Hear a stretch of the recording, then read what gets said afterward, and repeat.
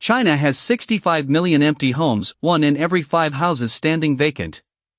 Yet over 90% of urban families own their home, and more than 1 in 5 hold multiple properties.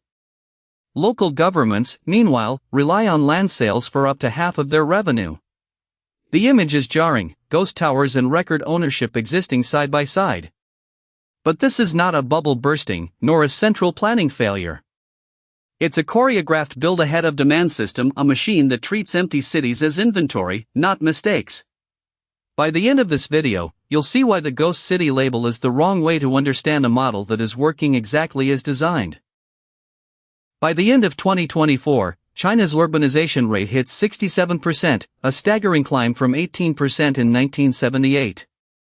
In less than 5 decades, hundreds of millions of rural workers migrated into cities, creating the largest human flow in history. This is not the end. The government aims for 75% urban by 2035.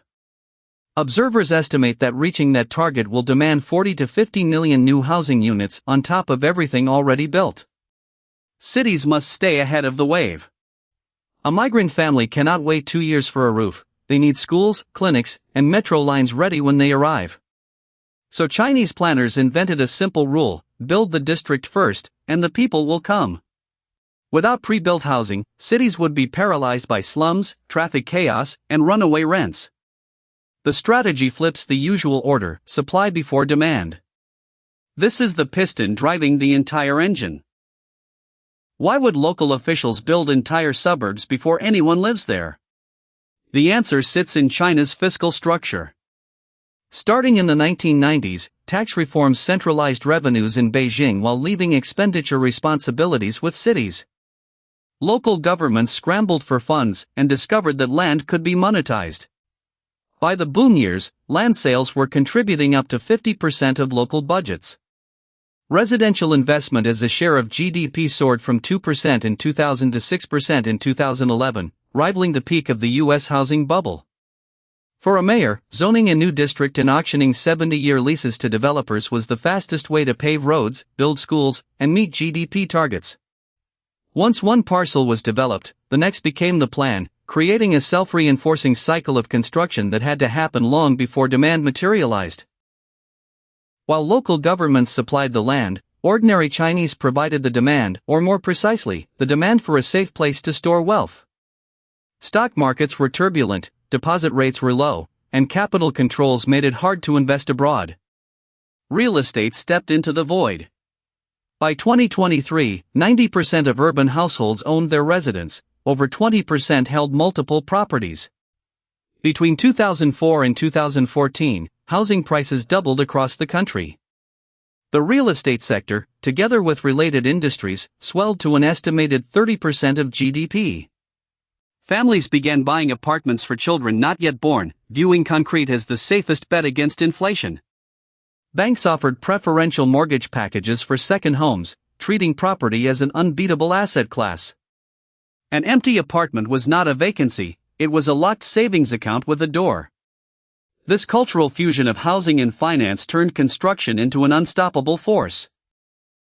The marriage of land-hungry municipalities and property-obsessed families unleashed the largest construction wave in human history. In just 3 years, from 2011 to 2013, China poured more concrete than the United States consumed during the entire 20th century. Entire districts materialized in months, often far ahead of any visible population. The new district of Ordos in Inner Mongolia, nicknamed Kangbashi, became infamous. In 2009, only 30,000 people lived in a grid designed for hundreds of thousands. Bloggers called it a ghost city. But then the jobs arrived. By 2017, Kangbashi had 153,000 residents, 4,700 businesses, and housing prices that had climbed 50% from the end of 2015. It was no longer empty, it was thriving. The same pattern played out elsewhere. Lanzhou New Area, designated as the West's first state-level economic development zone, was built with a capacity for 500,000. In 2017, it held just 100,000. Yet the blueprint never expected instant occupancy. The plan was to lay the skeleton: roads, power lines, subway stations, and let demand fill in the rooms later. So the concrete kept flowing, but not every unit found a tenant.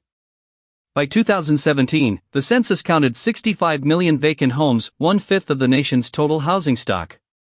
Worse, the housing utilization efficiency rate slipped from 84% in 2010 to 78% in 2020. He Kang, a former deputy head of the National Bureau of Statistics, admitted in 2023 that the number of empty apartments was probably larger than the country's entire 1.4 billion population could absorb. Yet developers continue to pour foundations. Evergrande, the country's second-largest developer, piled up more than $300 billion in debt, roughly equivalent to the entire GDP of Finland, and then defaulted in late 2020. The default rattled global markets, but it didn't stop the cycle. Local governments had already sold the next batch of land, and families still viewed apartments as safety. The system's logic had grown so embedded that even staggering vacancy rates and a flagship bankruptcy couldn't slam the brakes. The term ghost city suggests a permanent mistake, but the data tells a more dynamic story. Nanhui New City, built with a $5.6 billion budget for 800,000 residents, initially drew fewer than 50,000. It looked like a colossal waste. Then the government wired it into Shanghai's metro, built a university campus, and designated a free trade zone. Today, Nanhui's population is roughly 600,000 and climbing. Kangbashi, once the poster child of emptiness, now bustles with life. Even Ordos, the largest ghost town in China according to the BBC, planned for hundreds of thousands but mostly empty in its early years, has filled out. The lesson: Chinese planners treat infrastructure as the bait, not the reward. They build the shell, install the subway, and wait. When people finally move in, that ghost becomes a neighborhood. But because land finance is a treadmill, the same government that filled Nanhui has already broken ground on the next district, where empty towers will once again stand against the sky. The 65 million empty homes are not an accident or a bubble about to burst. They are infrastructure in waiting, a deliberate inventory of housing bet on a future that is still arriving. Land finance, cultural wealth storage, and top-down planning combine into a machine that builds first and populates later. The results are uneven, but when you look at Kangbashi, Nanhui, or Ordos, the method works more often than Western observers assume. The critical insight is that emptiness is a phase, not a destination. As long as China keeps urbanizing, with a finish line of 75% by 2035, the cycle will churn. The money has already moved to the next state-level zone. In some quiet provincial office, a planning committee is coloring in a new district on a map. The concrete trucks are on standby. And the future residents are, for now, still